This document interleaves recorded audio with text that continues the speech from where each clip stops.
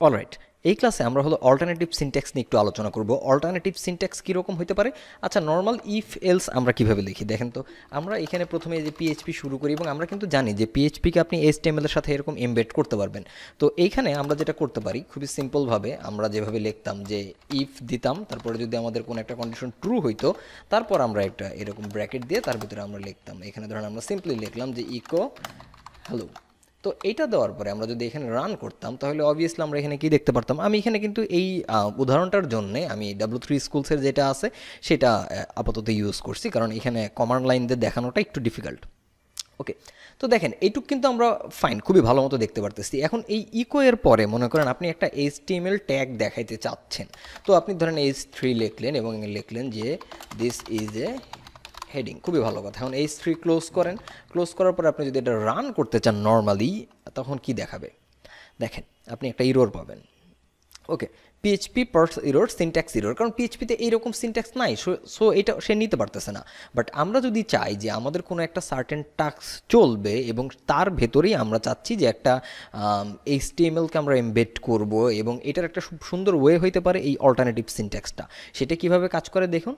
এইখানে আমরা আপাতত এইটা কেটে দেব। কীভাবে করবো একটু দেখেন। এই যে প্রথমে যে থার্ড ব্র্যাকেটগুলো আছে আমাদের, এটা থার্ড ব্র্যাকেট না তো, এটা সেকেন্ড ব্র্যাকেট, তাই না? ইয়েস। তো সেকেন্ড ব্র্যাকেটটা আমরা যদি কাটি, এখানকার সেকেন্ড ব্র্যাকেটটা আমরা হলো কাটবো। এবং আমরা নর্মালি জানি যে যদি আমাদের স্টেটমেন্ট একটা হয়, যদি এরকম একটা স্টেটমেন্ট থাকতো, তাহলে সেক্ষেত্রে আমাদের আসলে কোনো ব্র্যাকেটেরই দরকার নেই, আমরা সিম্পলি রান দিলেই কিন্তু সেটা রান করতো, কোনো প্রবলেমই নেই। দেখি তাই করে নাকি, হ্যাঁ তাই। বাট এরপরে যখন আমরা আরও দিতে চাইতাম তখন কিন্তু সেটা কাউন্ট করতো না, শুধুমাত্র সে ফার্স্ট ভ্যালুটা, মানে ফার্স্ট যে আমাদের স্টেটমেন্টটা ছিল সেটাকেই সে নিত। ওকে, তো আমরা যদি এখন মাল্টিপল লাইন লিখতে চাই তখন আমরা কিভাবে করব? আমরা জাস্ট শুধুমাত্র একটা এরকম এই যে কোলন যেটা আছে, সেমিকোলন তো না, এটা হলো কোলন, এটা দেওয়ার পরে এখন আমরা ইকো করে হ্যালো করব। বাট এখানে যদি আপনি রান করেন তখন দেখেন কি লেখাটা দেখায়, তখন আরেকটা ইরোর আমরা খাবো, যে syntax error, unexpected end of file. আচ্ছা, কারণ আপনি এখানে ইফটা শুরু করছেন কিন্তু ইফটাকে আপনি শেষ করছেন না, আপনি ইফটা শেষ করেন না, তাহলে ইফটা তো আমাদের শেষ করতে হবে। আমরা কিভাবে শেষ করতে পারি? এন্ড ইফ, এটা দিয়ে আমরা শেষ করতে পারি, এবং তারপর আমরা নর্মালি যেভাবে শেষ করার সেমিকোলন দিয়ে করব। এখন যদি আমরা এটা রান করি, আমরা এখানে খুব সুন্দর মতোই হ্যালো দেখতে পারবো। ওকে, এইটুকু তো আমরা বুঝলাম যে বেসিক সিনট্যাক্স আমরা চিনলাম, যে যেভাবে যদি আমরা একটা ইফ কন্ডিশনের ক্ষেত্রে, এটা লুপের ক্ষেত্রেও হয়, যদি আমরা ইফের ক্ষেত্রে এটা দেখতে চাই, কারণ লুপ নিয়ে যেহেতু এখন আমরা আলোচনা করে নিয়ে সামনে করব, তো আমরা আমাদের এইখানে এই প্রথমে ইফ, তারপর আমাদের কন্ডিশন দেওয়ার পরে আমরা দেবো হলো এরকম কোলন, কোলন দেওয়ার পরে আমাদের স্টেটমেন্টস যেগুলো থাকবে, একটা হইতে পারে, মাল্টিপল হইতে পারে, যে ইকো অ্যানাদার লাইন। এখন যদি অ্যানাদার লাইন দিলাম এবং তারপরে এটাও আমরা ইকো করতে চাইতেছি, যেহেতু পাশাপাশি আসবে, সো আমরা এটাকে একটু নতুন লাইনে দেখাতে চাচ্ছি। এখন যদি আমরা রান করি, আমাদের কিন্তু আমরা অ্যানাদার মাল্টিপল লাইন। আচ্ছা, প্রতিবার কেন এটা ভুল করি? কেন প্রতিবার আমার এই জিনিসটা নিয়ে ঝামেলা হয়? আচ্ছা, পিএইচপি দেখি তো। আচ্ছা, খুব সিম্পলি এখানে আমরা এক্সাম্পলটা দেখতে পারবো। ধরেন এখানে আমরা যদি একটা ব্রেক ট্যাগ দিতে চাই, বিআর ট্যাগ, এই বিআর ট্যাগ দিলে তো আমার এখানে কাজ করবে না, তাই না? বিআর ট্যাগ কি আমার এখানে কাজ করবে? করবে না, কারণ তো পিএইচপি এটাকে খুঁজে পাবে না, পিএইচপি তখন আমাকে এটা বলবে। তো তখন আমি এখানে কি করতে পারি দেখেন, আমি এইখানে যেহেতু আমি অল্টারনেটিভ সিনট্যাক্স ইউজ করতেছি, আমি আমার পিএইচপিটা এখানে ক্লোজ করে দিতে পারি। এই জায়গাটাতে আমরা পিএইচপিটাকে ক্লোজ করে দিতে পারি, ফাইন। এখন কিন্তু আর এটা পিএইচপি নাই। তো এরপরে সে কী করবে, সে এই বিআর ট্যাগটা এক্সিকিউট করবে, কিন্তু তারপরের লাইনগুলো কি, তারপরে এই ইকো, এটা কি পিএইচপি না? তার মানে এইখানে কিন্তু পিএইচপি অলরেডি আপনি ক্লোজ করে দিয়েছেন, এবং তার মানে নতুন করে আপনার পিএইচপিটা আরেকবার শুরু করা উচিত, পিএইচপি।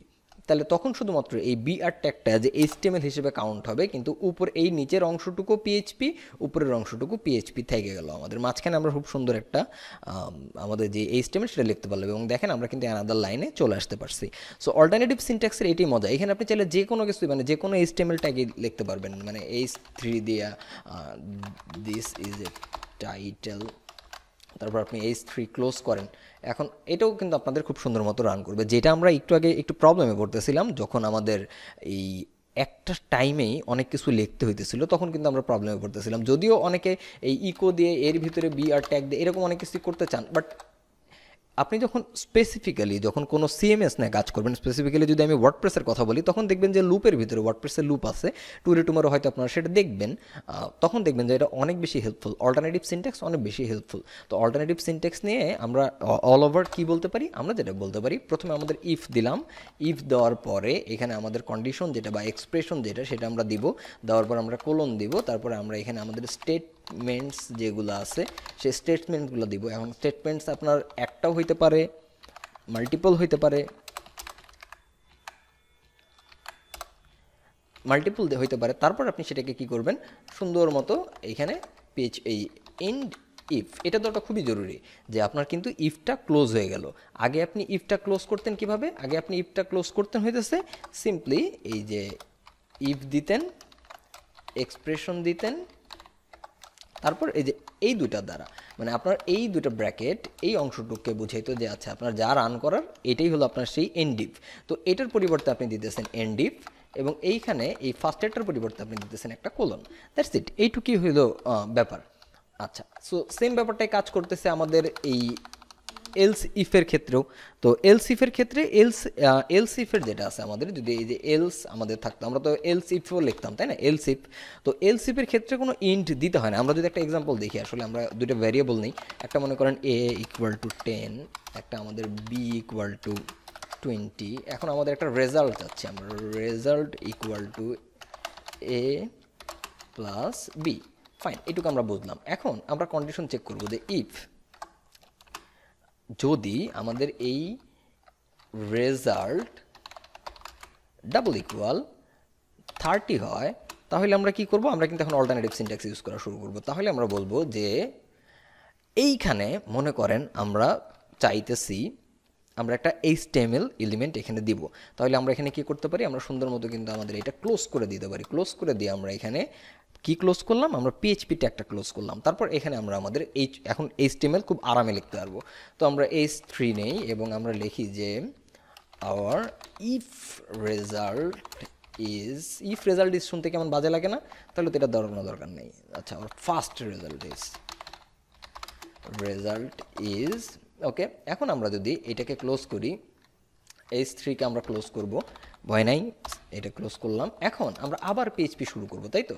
তো আমরা আবার যদি পিএইচপি শুরু করতে চাই, কীভাবে করতে পারি, পিএইচপি আমরা লিখলাম। এখন দেখেন অটোমেটিক্যালি কিন্তু এটা শেষ কিন্তু এখানে আসেই, তার মানে আমাদের এখানে আমরা যেটা করতে পারি, এখন আমরা ধরেন এলসিফ একটা কন্ডিশন লিখবো। তো এলসিফ আমরা কীভাবে লিখতে পারি, ইফ কিন্তু রয়ে গেছে, ইফ থাকলো সমস্যা নাই। আপনি এখানে যেটা করতে পারেন যে এলস ইফ, তো এখানে আমরা আবার একটা কন্ডিশন চেক করি। সেই কন্ডিশনটা কি হতে পারে, যে যদি রেজাল্ট ইকুয়াল টু আমাদের 40 হয়, তখন আমরা আবার এরকম একটা কোলন দিলাম এবং এখানে আমরা আমাদের স্টেটমেন্ট লিখব। আমরা তখন আবার চাচ্ছি এটা ক্লোজ করে দেই। কেন আবার ক্লোজ করে দেবো, কেন, আমরা এখানে আবার একটা HTML ধরেন দিতে যেতেছি। H3 লিখি যে আওয়ার সেকেন্ড রেজাল্ট ইজ, এখন এটাও ধরেন ক্লোজ করে দেই H3। এখন এইখানে আমরা প্রিন্ট করতে চাইতেছি আমাদের সেকেন্ড রেজাল্ট যেটা হবে সেটা, তাই তো। তো সেকেন্ড রেজাল্ট ইজ 30, আর এটা হলো আমাদের সেকেন্ড রেজাল্ট ইজ 40। এখন আমাদের তো এটা ক্লোজ করা উচিত, তাই না, প্রত্যেকটা আমাদের ক্লোজ করা উচিত নাকি আমরা এইভাবেও করতে পারি। সেকেন্ড রেজাল্ট ইট দিলাম, দেওয়ার পরে এখানে যেহেতু আমরা পিএইচপি দিতেই চাইতেছি, টেকনিক্যালি আমরা কিন্তু এখানে পিএইচপি যেহেতু স্টার্ট করছি, আমরা এখানে বলে দিতে পারি, দেখেন এটার পরে তো আমাদের একটা ইকো করতে হবে। ইকো ধরেন আমরা রেজাল্ট করতে চাচ্ছি, ইকো রেজাল্টটা তুমি ইকো করবা। তারপরে যদি রেজাল্টটা 30 না হয়, তুমি এসে আবার চেক করবা যে রেজাল্টটা কি 40। যদি 40 হয়, তখন তুমি ইকো করবা ইকো রেজাল্ট, এখন যদি 40 হয়, ওকে। আচ্ছা, এখন তো আমাদের পুরো এই কন্ডিশনটুকু হয়ে গেল, বাট আমাদের তো এটা ক্লোজ করতে হবে। তো আমরা আস্তে করে যদি লিখি এখানে এন্ড ইফ, তাহলে কাজ করবে। তাহলে কিন্তু আমাদের দেখেন কাজ করে কিনা, আমরা দেখি কোনো প্রকার কোনো এরর আমরা স্টিল নাও পাই কিনা। If result is equal to 30, আচ্ছা এটা আমাদের ক্লোজ হয়েছে, বাট এরপরে আমরা সব কিছু ওকে, সব কিছু এখন পর্যন্ত ওকে, এটাও ক্লোজ করছি। দেখেন এই পয়েন্টে আসার পরে যখন আমরা এটা লিখলাম, তারপরে কিন্তু আমরা পিএইচপি ট্যাগ শুরু করিনি, আমাদের পিএইচপি শুরু করতে হবে, পিএইচপি ওকে। এই পর্যন্ত আমাদের সব কিছু ঠিকঠাক থাকলো। তো এখন যদি আমরা রান করি, আওয়ার ফার্স্ট রেজাল্ট ইজ 30, কারণ আমাদের এই 10 আর 20 যোগ করলে কত হয়, 30 হয়। তো এখন যদি একটা আমরা বাড়ায় দিতাম, এটা যদি আমরা 20 করে দিতাম, তো তখন আমাদের কত হইতো, 20 + 20 = কত, 40। তার মানে এখন সেকেন্ড কন্ডিশনটা মানে এলস ইফেক্টটার সাথে সে ম্যাচ করতো। দেখি তো তাই হয় কি না। হ্যাঁ, yes, our second result is 40।